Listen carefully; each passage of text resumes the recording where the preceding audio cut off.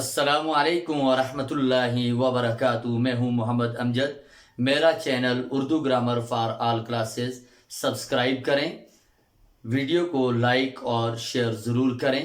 عزیز طلباء و طالبات، اب ہم بڑھتے ہیں اپنی کلاس کی جانب اور پڑھتے ہیں حروف تعسف اور ندبہ کے متعلق۔ عزیز طلباء و طالبات، حروف تعسف و ندبہ وہ حروف ہیں جو غم یا افسوس کے لیے بولے جاتے ہیں، یعنی ایسے الفاظ جن کا استعمال ہم اظہار افسوس یا اظہار غم کے لیے کرتے ہیں، ان الفاظ کو اردو گرامر کی روح سے حروف تعسف یا حروف ندبہ کہا جاتا ہے۔ اور اردو کے اندر جن الفاظ کا استعمال بطور حروف تعسف کیا جاتا ہے یا ندبہ کیا جاتا ہے، ان میں سے چند ایک یہ ہیں، جیسے افسوس، صد افسوس، ہائے، ہائے ہائے، ہے، صد ہے، ہی ہاتھ، آ، اوف، وا حسرتا، وا مصیبتا، وائے وغیرہ۔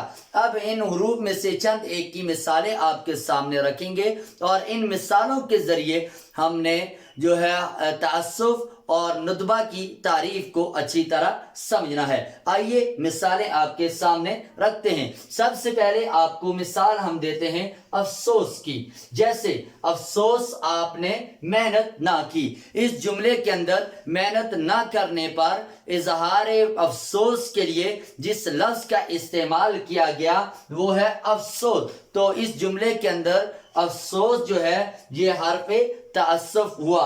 اب آگے بڑھتے ہیں، ایک مثال آپ کے سامنے صد افسوس کی رکھتے ہیں، جیسے صد افسوس انسان غفلت کا شکار ہو گیا۔ اس جملے کے اندر انسان کی غفلت پر اظہار افسوس کے لیے جس لفظ کا استعمال کیا گیا وہ ہے صد افسوس، تو اس جملے کے اندر صد افسوس یہ حرف تعسف ہوا۔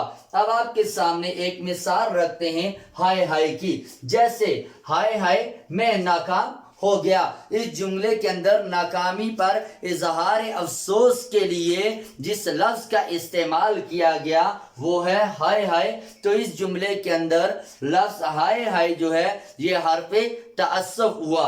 اب آپ کے سامنے ایک مثال حیف کی رکھتے ہیں، جیسے حیف جو قوم دماغ کے بجائے دل سے رہنمائی لے۔ اس جملے کے اندر قوم پر اظہار افسوس کے لیے جس لفظ کا استعمال کیا گیا وہ لفظ ہے حیف، تو اس جملے کے اندر حیف یہ حرف تعسف ہوا۔ عزیز طلباء و طالبات، میں امید کرتا ہوں کہ آج کے سبق کو آپ نے اچھی طرح سمجھ لیا۔ اگر زندگی نے وفا کی تو کل ایک نئی ویڈیو کے ساتھ آپ کے سامنے حاضر ہوں گے۔ مجھے اجازت دیجیے، اللہ حافظ، السلام علیکم۔